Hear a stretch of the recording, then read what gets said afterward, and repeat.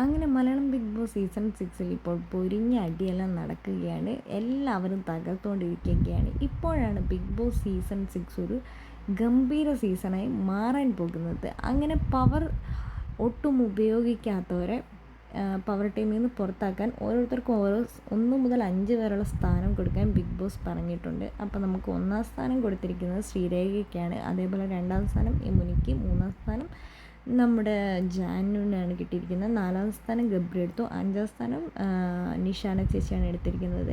അപ്പോൾ ചേച്ചി ഒട്ടും പവർ യൂസ് ചെയ്യാത്തത് ചേച്ചിയാണെന്ന് പറഞ്ഞു. അപ്പോൾ ചേച്ചി പറയുന്നുണ്ട്, അതുകൊണ്ട് തന്നെ ഞാനിതിൽ നിന്ന് പുറത്തു പോവുകയാണ്.